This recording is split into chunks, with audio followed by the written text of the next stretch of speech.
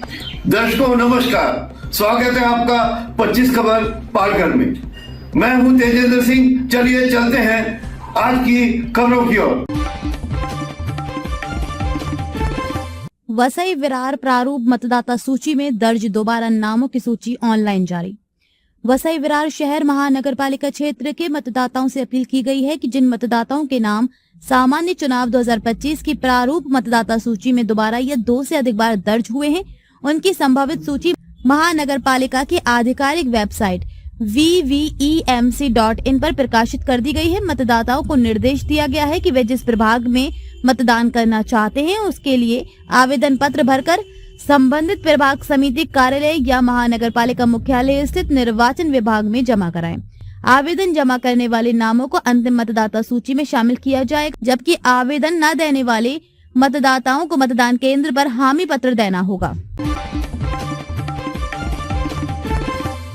भागवत कथा में पहुंचे पूर्व विधायक हितेंद्र ठाकुर। विरार पूर्व के आरजे नगर पाटिल ग्राउंड में चल रही श्रीमद् भागवत सप्ताह कथा में गुरुवार की रात पूर्व विधायक एवं बहुजन विकास आघाड़ी के संरक्षक हितेंद्र ठाकुर कथा स्थल पहुंचे।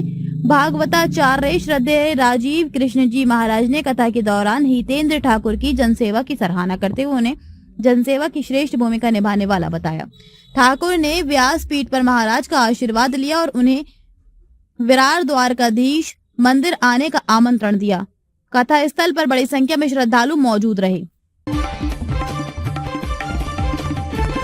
मुख्य सड़कों के निरीक्षण से विकास कार्यों को मिली गति। विधायक राजन नाइक की लगातार पहल के बाद MMRDA ने विरार को मुंबई अहमदाबाद हाईवे से जोड़ने वाली 2 महत्वपूर्ण सड़कों की कंक्रीटिंग सहित अनेक विकास परियोजनाओं का अंतिम निरीक्षण किया।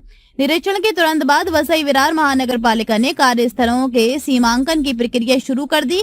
पेलहार, नाला सोपारा और बिहार फाटा विरार शहर मार्ग की कंक्रीटिंग से यातायात में सुधार होगा। इसके अलावा अंदोल दीवान मंच क्षेत्र की लगभग 1500 एकड़ सरकारी भूमि को BKC की तर्ज पर विकसित करने के प्रस्ताव को भी बढ़ावा मिला है।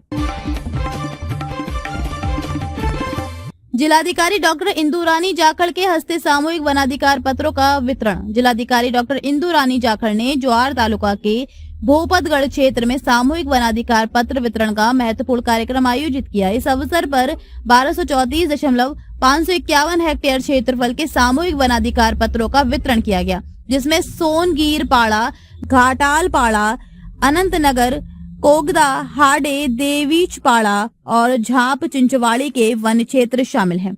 जिलाधिकारी ने भोपतगढ़ किले का निरीक्षण किया और ग्राम सभा में ग्रामवासियों को विकास और वन प्रबंधन विषयक मार्गदर्शन दिया। जिलाधिकारी डॉक्टर इंदु रानी जाखड़ के नेतृत्व में हुआ महत्वपूर्ण MOU आदि कर्मयोगी फेलोशिप पालघर जिले में सामाजिक आर्थिक सशक्तिकरण को गति देने के लिए आदि कर्मयोगी अभियान के तहत जिलाधिकारी कार्यालय और सोन टोपकर दांडेकर महाविद्यालय के बीच आदि कर्मयोगी फेलोशिप लागू करने हेतु एक समन्वय करार MOU संपन्न हुआ है। इस फेलोशिप का उद्देश्य ग्रामीण विकास, सामाजिक विज्ञान और अर्थशास्त्र से जुड़े विद्यार्थियों को शासन प्रणाली से जोड़कर ग्राम स्तर पर विकास कार्यों में भागीदारी सुनिश्चित करना है। पालघर में अवैध स्क्रैप गोदाम में आग लग गई। पालघर में पूनम पार्क के पास स्थित एक अवैध कबाड़खाने में अचानक भीषण आग लग गई। गोदाम में प्लास्टिक और ज्वलनशील रसायन जमा होने के कारण आग तेजी से फैल गई। ये गोदाम अभिनव शिक्षण संस्था के अंग्रेजी माध्यम के स्कूल के ठीक बगल में बना हुआ था। इस घटना से रिहायशी इलाकों में चल रहे अवैध कबाड़खानों और उनसे होने वाले खतरे पर सवाल उठ रहे हैं।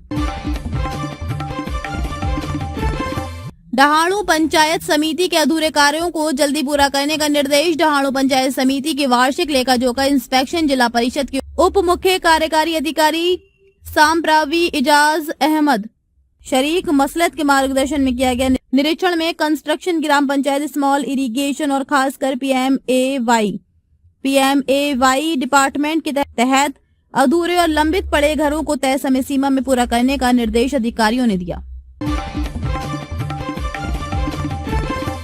वसई विरार मनपा क्षेत्र में चुनावी सूची में डुप्लीकेट नामों का खुलासा, पुनः पुष्टि।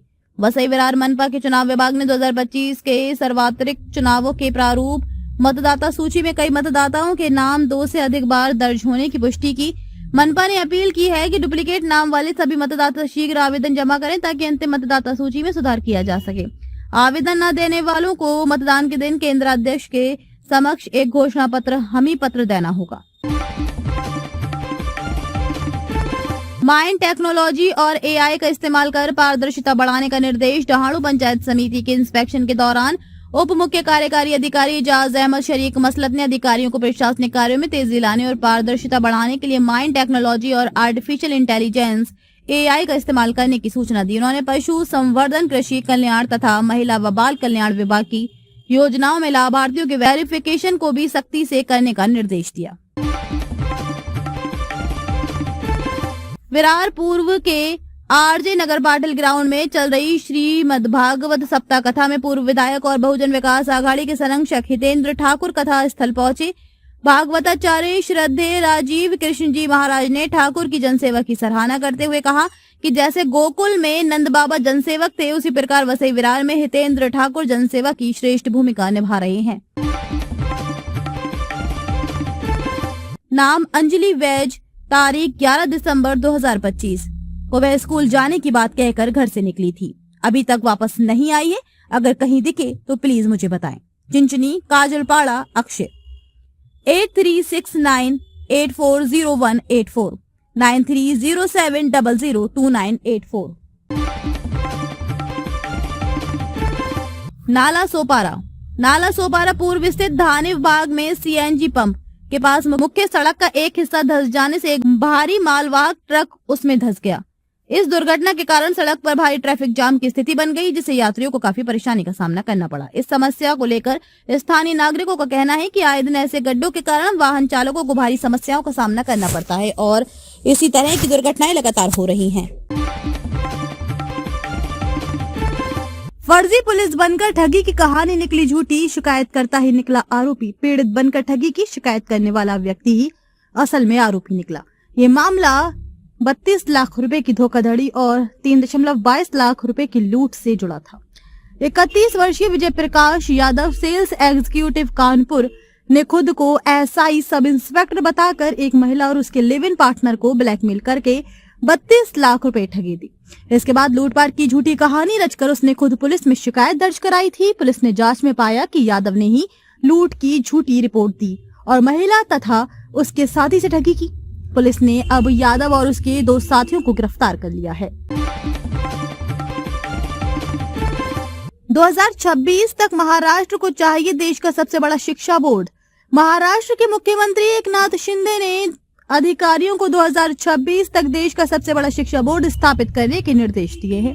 वर्तमान में महाराष्ट्र शिक्षा बोर्ड से लगभग 26 लाख छात्र जुड़े हैं, जो आंध्र प्रदेश, केरल और तमिलनाडु जैसे अन्य राज्यों से अधिक है।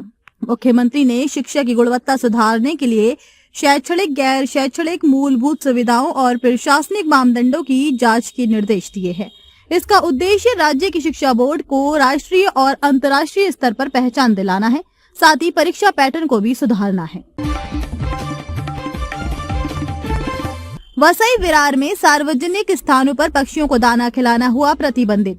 वसई विरार शहर और महानगर पालिका वीवीएमसी की सीमा के सार्वजनिक स्थानों पर पक्षियों को दाना खिलाने पर प्रतिबंध लगा दिया गया है। ये फैसला बॉम्बे हाई कोर्ट के आदेश के बाद लिया गया है। कोर्ट ने कहा था कि सार्वजनिक स्थानों पर पक्षियों को दाना खिलाने से अस्वच्छता फैलती है, बीमारियां बढ़ती हैं और इमारतें खराब होती हैं। इस प्रतिबंध का उल्लंघन करने वालों पर दंडात्मक कार्रवाई की जाएगी। अवैध गर्भपात क्लिनिक पर स्वास्थ्य विभाग की कार्रवाई, बीएमएस डॉक्टर पर एफआईआर। नागपुर में स्वास्थ्य विभाग ने अवैध रूप से चलाए जा रहे गर्भपात क्लिनिक पर कार्रवाई की है। ये क्लिनिक खामला में एक BAMS bachelor of Ayurvedic medicine and surgery doctor द्वारा चलाया जा रहा था। क्लिनिक बिना किसी आवश्यक पंजीकरण या मान्यता के चल रहा था। विभाग ने क्लिनिक को सील कर दिया है और डॉक्टर के खिलाफ एमटीपी अधिनियम और अन्य संबंधित धाराओं के तहत एफआईआर दर्ज कराई है।